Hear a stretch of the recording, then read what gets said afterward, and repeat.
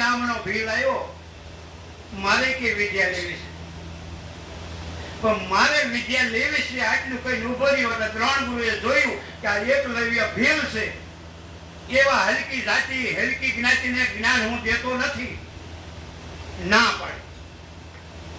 આ બ્રહ્મ વિદ્યા છે, મોક્ષ વિદ્યા છે, શુદ્ર લોકોને નથી દેવાની, ક્ષત્રિય પુરુષોને દેવાની. પણ આટલી વાત જ્યારે થઈ, એકલવ્ય ભીલ ત્રણ ગુરુને એક જ વખત જોઈ ગયો, જંગલમાં જતો રહ્યો, જંગલમાં જઈ અને ગારાની મૂર્તિ બનાવી, ગારાની મૂર્તિ બનાવી અને આને પોતાના ગુરુ માની અને એના ધ્યાનમાં બેસી ગયો. સમય ગયો, અહીંયા ત્રણ ગુરુ બધાને વિદ્યા શીખડાવે, બધા પારંગત થઈ ગયા. સેવક પરીક્ષા લેવા માટે, વડવિંધન કરવા માટે પાંડવોને લઈ ગયા. વડની ડાળ ઉપર એક પક્ષી બેઠું હતું. જેને જેને ઉભા કરે એ શું દેખાય છે? કોઈ કે ડાળ દેખાય છે, કોઈ કે વડ દેખાય છે, કોઈ કે પાન દેખાય છે. જેટલા જેટલા જે જવાબ દીધો ને બધા રેઠા કહી દીધા. અને જ્યાં એ બરોબર વડ વિંધનની પરીક્ષા ચાલે છે, એમાં એક કૂતરો નીકળ્યો, પણ આખે આખું મોઢું ભરેલું બાણનું. બાણ કોને માર્યા એ આપણે કોઈ જોયું નથી. બાણ એ કઈ વાગ્યું નથી, લોહી નીકળ્યું નથી, પણ ભણવાની વેળા ન હોય એટલી માગ ન એટલા બાણ મારી દીધા. આમ ત્રણ ગુરુ જોઈ ગયા કે હા હા આવો ધનુર્ધારી કોણ? મારા અર્જુન સિવાય કોઈ ધનુષધારી છે નહીં, અને અર્જુન સિવાયનો આવો મહાબળવાન કોણ? તપાસ કરો. જ્યાં તપાસ કરી જોયું, એકલવ્ય નામનો ભીલ હતો. એક નામનો ભીલ આવી અને ત્રણ ગુરુના ચરણોમાં પડ્યા. કહે છે કે ગુરુદેવ, એના મુખમાં પાણ મારવા વાળો હું. કે પણ આવી વિદ્યા તમે આપી કોની? અર્જુન સિવાય આવો કોઈ ધનુષધારી બને નહીં. માફ કરજો, મેં પણ તમારી પાસેથી વિદ્યા લીધી છે, કે પણ મેં તને ભણાવ્યો નથી, મેં તને વિદ્યા આપી નથી. કે હાલો સામે એક ઝાડની નીચે ઓટો છે અને એ ઓટાની ઉપર તમારી મૂર્તિ છે.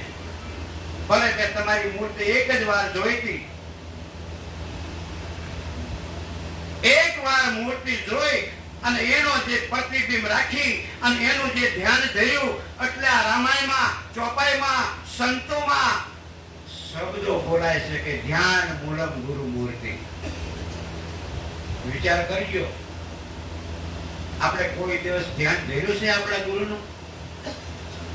કદાચ દીવો પછી કરતા રામાપીરનું ધ્યાન જરાક આવા ઘોડા વાળા હતા, આવા અમારા ખોડિયારમાં બગડ ઉપર બેઠા હતા. ધ્યાન મૂલમ ગુરુ મૂર્તિ, પૂજા મૂલમ ગુરુ પદ. આ ગુરુનું પદ શું કામ પૂજાય છે? મહાપુરુષો કહે છે કે ગુરુ પદ પૂજતા તો 14 લોક પૂજાય. ગુરુ પદ પૂજતા 14 લોક પૂજાય. શિવ વિરંતી શારદા ગુરુ તણા જસગાય. શંકર જેવા, રામ જેવા, કૃષ્ણ જેવા ગુરુની સેવા કરી છે, ગુરુની પૂજા કરી છે. અને અત્યારના કોઈ એવા ઘણા જ્ઞાની બની જાય છે, આખો દેહ ઉડાડી મૂક્યો કે આ દેહને ગુરુ જ ન મનાય, કોથળો માનજો. ઘણા મેં એવા સાંભળ્યા, દેહને ગુરુ ન મનાય, કે દેહ છે ગુરુ નથી. તો દેહ છે ગુરુ નથી, આ વસ્તુ તને મળી ક્યાંથી દેહને? અને દેહનું ધ્યાન ન ધરવું તો આવડાને ધ્યાન ધર્યું પણ, અને દેહ વિના તને કૃપા થાય ક્યાંથી? ધ્યાન મૂલમ ગુરુ મૂર્તિ. ધ્યાન ધરવું હોય તો ગુરુનું ધરો. પૂજા મૂલમ ગુરુ પદ. એટલે પૂજા કરી હોય તો પદ એટલે પગની થાય છે મારા બાપલા નિરાકાર પરમાત્માની ચાઈ ગઈ. મોક્ષ મૂલમ ગુરુ કૃપા. જો ગુરુની કૃપા ઉતરે, ગુરુના જો આશીર્વાદ મળે તો મોક્ષનું સુખ મળે. પણ ગુરુના ચરણે ગયા હોય, ગુરુની પૂજા કરતા હોય, પણ સીમાડાના ખોટ ગળે હરખું નમ્યો ન હોય નમવામાં જોવો ને, નમાઈ કરતા હોય ને તે આમ કરે.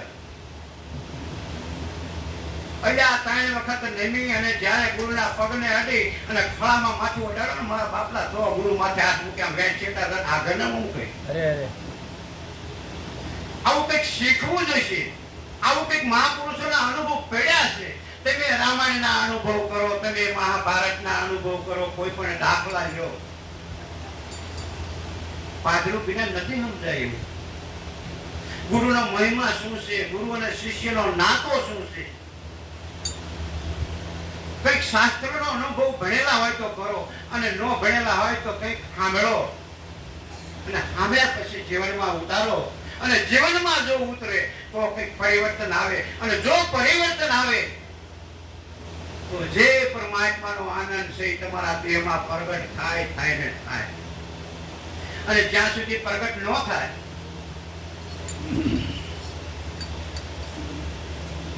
ત્યાં સુધી અંધશ્રદ્ધાના હોય, દેહ ધ્યાસના હોય, કોઈ વ્યામના હોય, આ બધા ધોળા ચાલુ રહી નહીં. દાખલા તરીકે બહેનો હોય કે ભાઈઓ હોય, 12 મહિનાની અંદર જે કંઈ તમે રહેતા હોય, પછી ભલે પાંચમ રહેતા હોય કે મારે નાગ પાંચમ કાયમ રહેવું પડે, કે મારે બોલશો કાયમ રહેવું પડે, બીજા બેન કે મારે આઠમ રહેવું પડે. આઠમ રહ્યો, 11 રહ્યો, પાંચમ રહ્યો, નોરતા રહ્યો, પણ એના આનું કઈ માપ તમારે ખરું? આખી જિંદગી રહેવાનું, આનો શેડો ન આવે. એટલે આપણે કરતા નાની દીકરીઓ હારી મોળાકત રહે ને, જોજો 5 પૂરા થાય ને આખી જિંદગી પછી નહીં રહેવાનું. એટલે મોળાકત નકર કાયમ ના આવતા, વરત કાયમ આવે. પણ એનો શેડો આવી ગયો, આજના ટાઈમ રહેવાનું. અને જો તમે કઈ રહેતા હોય તો વિચાર કરી જોઈજો કે જો આટલા વર્ષથી હું પાંચમ રહું છું, આઠમ રહું છું, કે નકોડા નોરતા રહું છું, એકટણા કરું છું, સરાવણ રહું છું, આનો કોઈ શેડો જ નહીં. આખી જિંદગી રહેવાનું. જ્યાં સુધી તમારામાં પ્રગટ પરમાત્મા નક્કી નહીં થાય, જ્યાં સુધી તમને જે મળ્યો છે એ નહીં ઓળખાય, ત્યાં સુધી દોડા ચાલુ.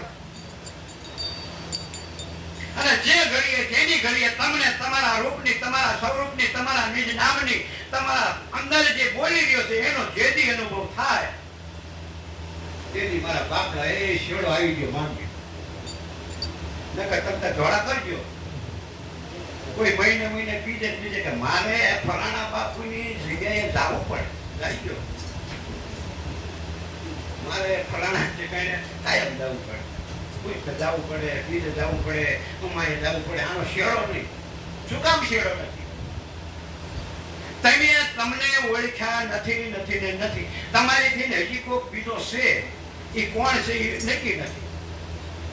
પછી રંગેલો હોય, કંડાયેલો હોય, સાંકેલો હોય, ઈવડો નક્કી. જેને ભાઈઓ નથી, વિયો ગયો 500 વર્ષ મોર, ઈવડો એમાં જો હટ નક્કી થાય. અને આવડો હમણાંનો પસા વર્ષ મોર જન્મેલો દેહ મને તમને કે જ્ઞાન આપી અને દેહ પ્રગટ છે, ઈ નક્કી નહીં થાય. ધ્યાન ધરવું હોય તો ધરો, પણ મહાપુરુષોનો જે અનુભવ છે એ પ્રમાણે ધરો. તો નહીતર ભોળાનાથના મંદિરે જાઓ, રામાપીરના મંદિરે જાઓ, ના જઈને હાથ જોડે નાખી બંધ કરો. એટલે તમારે દર્શન કરવા તો તમે ઉગડ આપી ના ઠેસડ્યા, મંદિરમાં ગયા બે હાથ જોડ્યા, નાખ્યું ડૂબી ગયા, એમ દર્શન નથી થયા. એટલે આ દર્શન તો ફૂલી આંખે થાય, પ્રગટ ના થાય, આ છે એમના થાય, પણ અનુભવમાં લેવાનું છે. અને જો અનુભવમાં આવી જાય તો એ કુદરત થાય. એટલે મહાપુરુષ એમ કે છે, ભલે સાખીમાં બોલતા છે, કડીમાં બોલતા છે, પછી ભલે બાદશાહનું ગ્રામાપીનું બેયનું યુદ્ધ થતું હોય ને, એટલે એક બીજી કડી બોલે. બાદશાહ શું કેમ એ પીરબંધન જોડાયો, મુંગલા હતા 9 લાખની ફોજ. બાદશાહ તો અભિમાનમાં જ હોય. શું કામ કે મુંગલા દાદા રામદેવ કોઈ નહીં. એને બહુ એક ભાઈ પણ હતો હનુમાન અને રામદેવ મંત્રી દીવીને પાછા મારવા અહીંયા પેટ ગયા. રામદેવે વિચાર કર્યો કે ફરજ બાદશાહ પાસે 9 લાખ મુંગલા હોય, પણ સંતોએ અનુભવ કર્યો કે કુકડા પસા જેવો. એટલે આ કુકડા બધા લાખે બિચારા, પણ જો સિંહનો બચ્ચો એક તો 1000. એમ નોખા ગમે એટલે આપણે પૂજવી બિચારા બધા. એક જો સિંહનો બચ્ચો નક્કી થઈ જાય તો 1000. આવું અમૂલ્ય જ્ઞાન, આવું અમાપ જ્ઞાન મહાપુરુષે સંતોને ભક્તોને જે કઈ જ્ઞાન આપ્યું, આ જ્ઞાન આજ કઈ નથી. વ્યાસ ભગવાન થઈ ગયા. ઋષિ મુનિઓ નોખા જપ તપ કરતા, નોખા હવન હોમ યજ્ઞ કરતા હતા. એ ઋષિ મુનિઓ વ્યાસ મુનિ પાસે ગયા.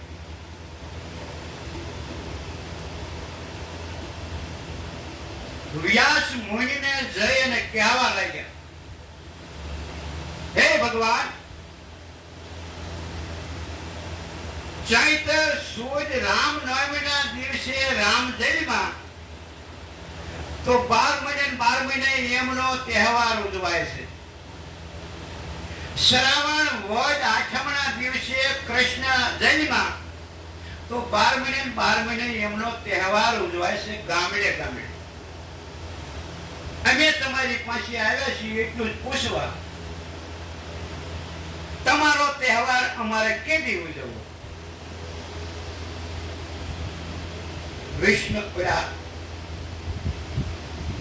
વ્યાસ મુનિ કહે છે, હે ઋષિ મુનિઓ,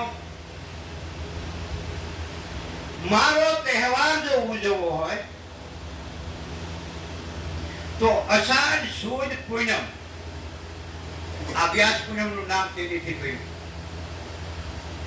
અષાઢ સુદ પૂનમ જે આવે તેથી ઉજવજો, પણ 2 શબ્દ મારા યાદ રાખજો.